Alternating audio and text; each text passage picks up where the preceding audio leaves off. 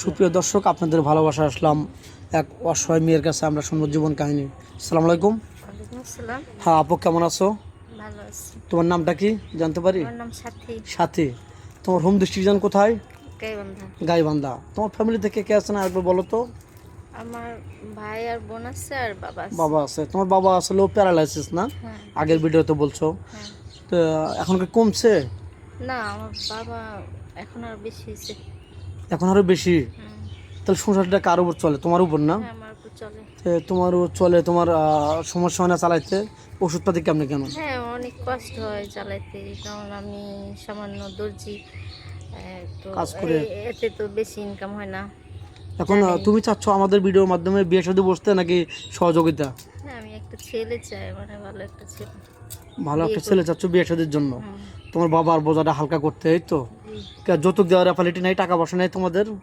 না, আমরা তো গরিব মানুষ, আমাদের টাকা পয়সা নেই। অর্থ সম্পদ নাই না? না, ও, শুধু বাড়ি ভিটা আছে। খালি বাড়ি ভিটাটা আছে, কোনো অর্থ সম্পদ না। কোনো জমি টমি নেই? না। তো যাই হোক, আমাদের ভিডিওতে আসছো বিয়ে শাদীর জন্য। জি। তোমার বয়স জানো কত? 20 বছর। 20 বছর। কত বছর বয়স হলে মেচুর মনে করো? 25 বছর, 30 বছর, 40 বছর? সমস্যা নাই, ছেলে মানুষ তো। বয়স কোনো ম্যাটার পুরানা না? হলেই হয়েছে। বয়স কোনো ব্যাপার না, তার না, মনটা বয়স ভালো হলে হচ্ছে, সে এই তো? ভালো হলেই হয়েছে। তুমি তো মুসলমান না? জি। নামাজ কালাম তো পড়া হয়? হ্যাঁ। নামাজ কালাম পড়ো তো? জি। যাক, কোনো প্রবাসী ভাইয়ের ওয়াইফ থাকা অবস্থায় তোমাকে বিয়ে করতে চাইলো, তার ওয়াইফ আছে অসুস্থ, বা ওয়াইফ তার কথা শুনে না, যে কোনো কারণবশত তোমাকে বিয়ে করতে চায়, তুমি কি বিয়ে বসতে রাজি? না, আমাকে যদি ভালোভাবে চালায়, হ্যাঁ, একটা ছেলে মানুষ তো 4টা বিয়ে করতে পারে, জি। কিন্তু আমাকে ভালোভাবে চালাইলে আমার আপত্তি নেই? আপত্তি নেই। তো যাই হোক, বাংলাদেশের 64 জেলা, তোমার কোন জেলাটা ভালো লাগে? আহ, আমি তো ঢাকা। বলো, কোন জেলাটা ভালো লাগে? রাজশাহী। রাজশাহী জেলাটা ভালো লাগে তোমার? জি। ও, যাই হোক, তোমার বিয়ার পরে স্বামীকে নিয়ে কোন জায়গায় ঘুরতে যাবে? কক্সবাজার যাব। স্বামীকে নিয়ে? জি। অনেক ভালো। কক্সবাজার তুমি সিলেক্ট করছো, স্বামীকে নিয়ে বেড়াতে যাবে না? জি। তো যাক, তুমি রান্না বাড়া করতে পারো? হ্যাঁ, আমি সব পারি। সব পারো? আর খাওয়ার মধ্যে ফেভারিট কি? তুমি কি খেতে ভালোবাসো? আমার ভাত মাংসই, হ্যাঁ, এনাফ। আমি আর অত তেমন কিছু চাহিদা নেই? গরিব মানুষ মানুষ তো, তো। অত এত ভালো মন্দ খাবার। বুঝতে পারছি।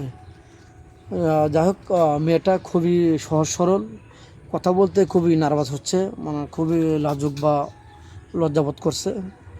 মেয়েটা খুবই ভালো। তো আপনাদের কারো যদি বউ থাকা অবস্থায় বিয়ে করতে চান, সে বিয়ে অবস্থায় রাজি, কিন্তু বউয়ের অনুমতি লাগবে। কারণ একটা মেয়ে আরেকজনের মেয়েটার কষ্ট দিতে পারবে না, মেয়েটার এটাই কথা।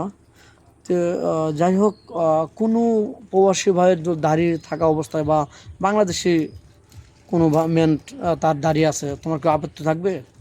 না, আমার কোনো আপত্তি নেই, কারণ মুসলমানদের দাঁড়িয়ে থাকা সুন্নত। থাকা সুন্নত।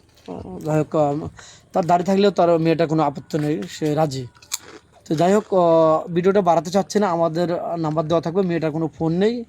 আমাদের নাম্বার দেওয়া থাকবে, কেউ ভিডিও কল দেবেন না, অডিও কল দেবেন। ভিডিও কল দিলে ব্লক করতে বাধ্য হবে। ভালো থাকবেন, সুস্থ থাকবেন, মেয়েটার জন্য দোয়া করবেন। আল্লাহ হাফেজ।